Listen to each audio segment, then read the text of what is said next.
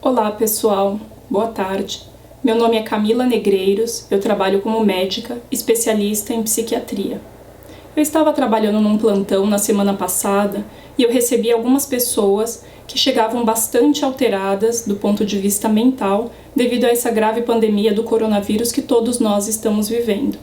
Eram pessoas que em geral já tinham algum problema de saúde mental e que viram agravados seus sintomas, principalmente ansiosos, devido a essa situação da quarentena, preocupação com a saúde, preocupação com a família. Eu tenho recebido, inclusive, mensagens de pessoas conhecidas que perguntam orientações, sugestão.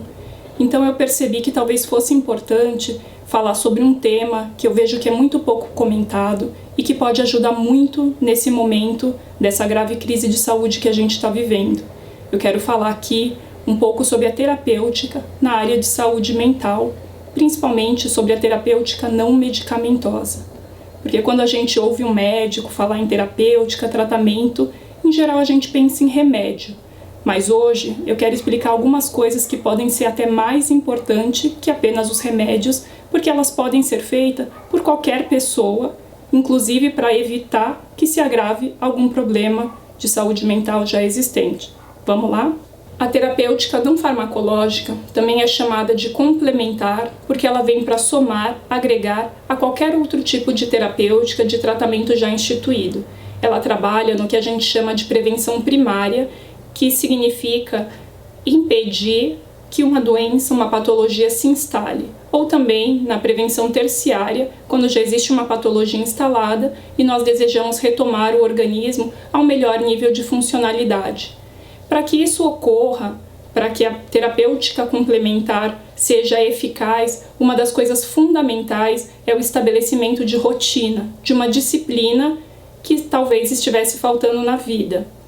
Lembrando que tudo na natureza obedece a um ritmo biológico.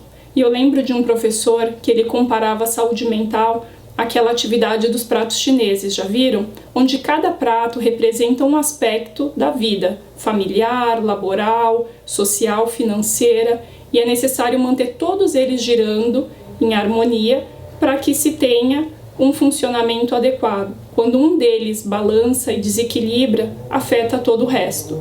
E com a doença mental não é diferente. Ela não vem de uma hora para outra. Ela se instala paulatinamente, geralmente quando um desses aspectos da vida, um daqueles pratos, não estava girando tão adequadamente e afeta todo o resto. Dentro dessa rotina fundamental e básico, é necessário os cuidados com a alimentação. Quando a gente fala de alimentação, é saber os tipos de alimentos adequados e principalmente horário. Por mais que a pessoa diga, ai doutora, eu não tô com fome, né? Então ela come 1, 2 vezes no dia, é importante a gente estabelecer aquela rotina de café da manhã, almoço e janta, ou quando tem muita fome.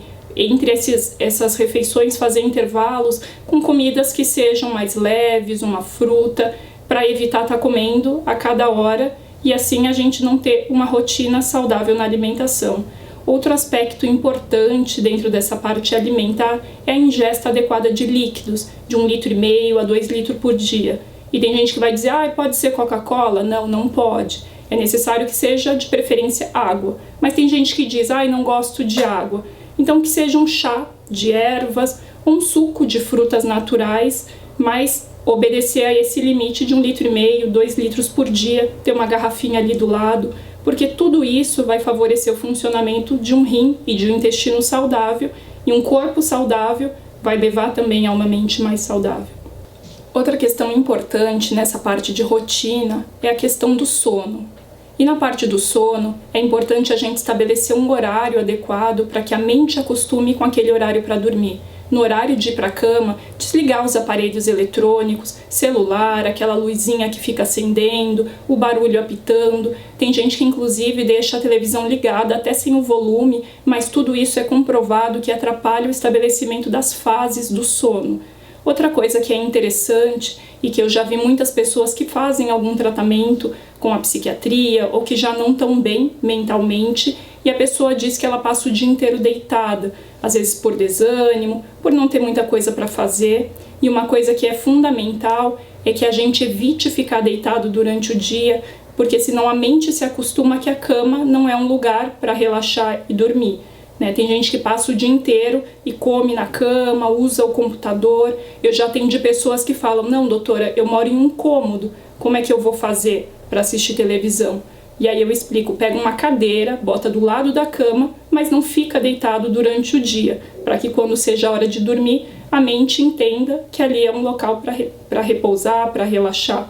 É importante lembrar que o sono é um dos aspectos fundamentais para a consolidação de memória. Então tem pessoas que queixam de memória e muitas vezes é porque não estão dormindo bem. Sobre hábitos tóxicos, é importante saber que todas as substâncias psicoativas elas agem no cérebro, causando alteração da química cerebral, sejam elas substâncias lícitas, como álcool, cigarro, ou até mesmo ilícitas, como a maconha, cocaína e outras substâncias que a gente pode abordar mais em vídeos seguintes. Mas tem gente que diz, doutor, eu não bebo, eu não fumo, e você percebe a pessoa que já é bastante ansiosa, e aí eu pergunto, e café, você toma?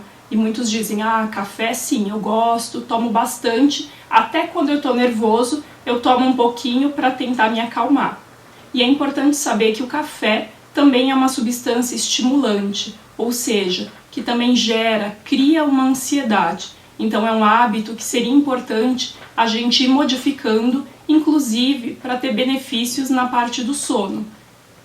Na questão de higiene, principalmente agora, nesse período da pandemia do coronavírus, é importante saber que existem duas partes que são fundamentais.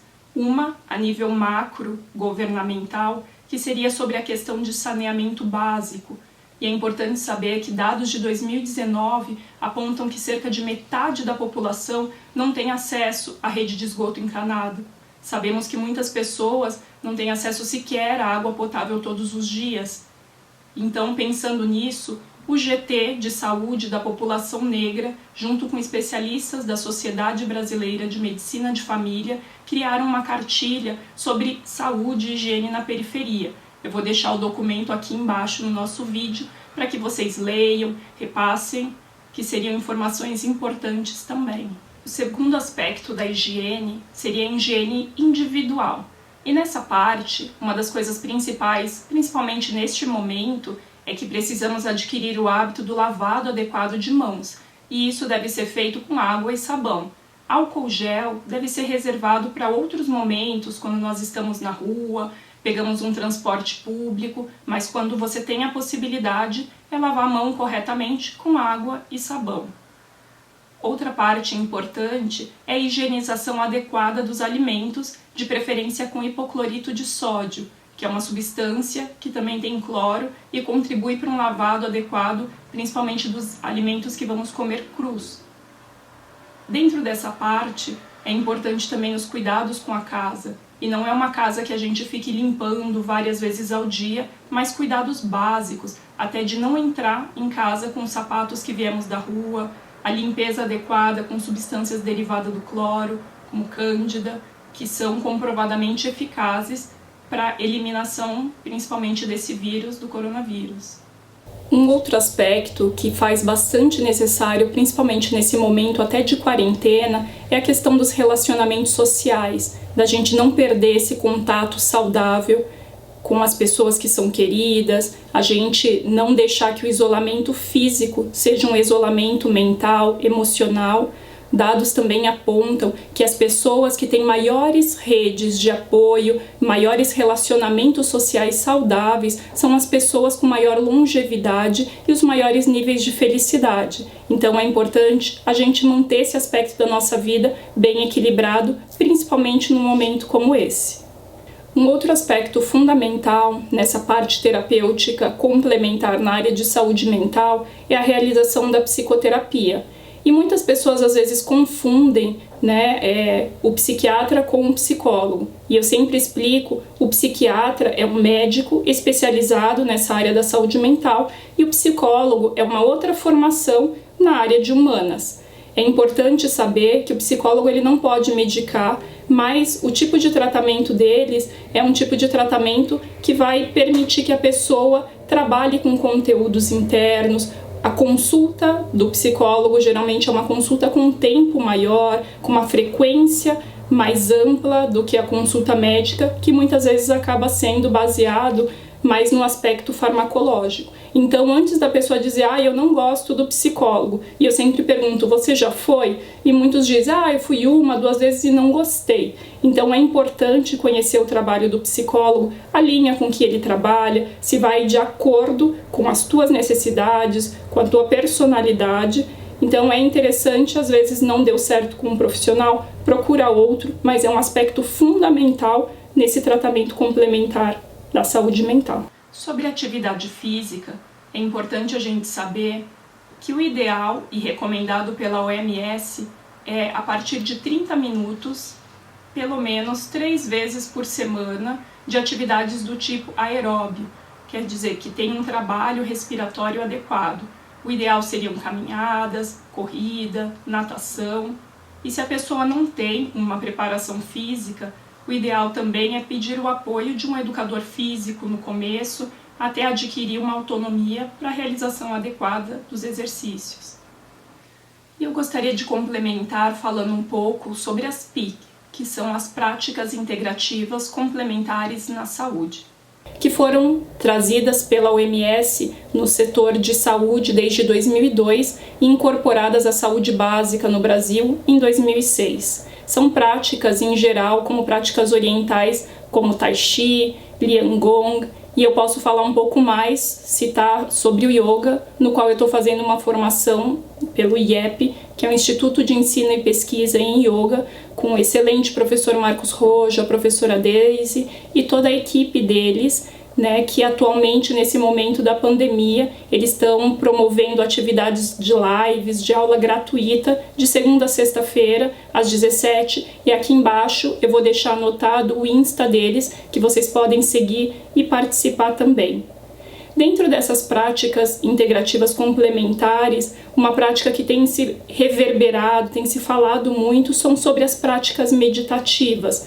Um especialista na área, que é o professor Roberto Cardoso, da Unifesp, ele diz que a nossa mente ela foi criada com 2 funções principais, que é identificar padrões e reconhecer o perigo. Quer dizer, ela vive sempre em 2 tempos, ou no passado ou no futuro, então é muito desafiador a gente trazer a mente para o momento presente. Ela vive vagueando por aí, e como que a gente trabalha nesse processo de estar mais presente? Através de práticas meditativas.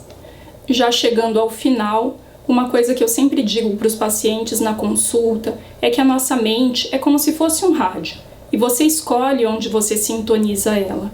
Tem uma frase que a professora Lia Dinsky gosta de falar muito, que ela é de um psicólogo, William James, que diz: ali onde você coloca a sua atenção, você cria a sua realidade. Tem também frases do Gandhi, uma frase bem interessante do Buda que fala: a lei da mente é implacável. O que você pensa, você cria. O que você sente, você atrai. O que você acredita, torna-se a sua realidade.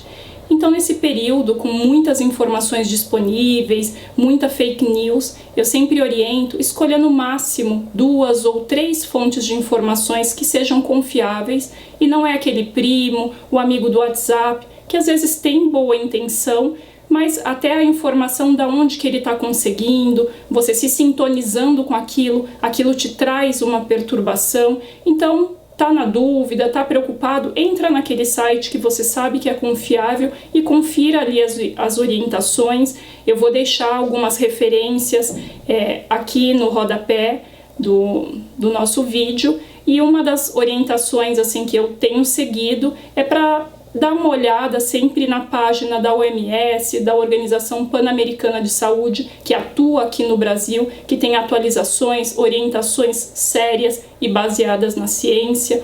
Um outro vídeo que eu também vou deixar aqui embaixo com orientações é um vídeo bem interessante de um grupo de pneumologistas brasileiros, que é o Pneumoimagem, que foi feito agora em meados de março, mas tem questões bem elucidativas.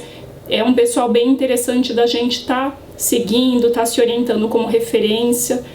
Para você que esteve assistindo até aqui, eu agradeço pela sua atenção. Gostaria de dizer, se você gostou, compartilha, comenta, dê sugestões, se inscreve no canal para a gente continuar contribuindo com questões importantes na área da saúde mental. Obrigada.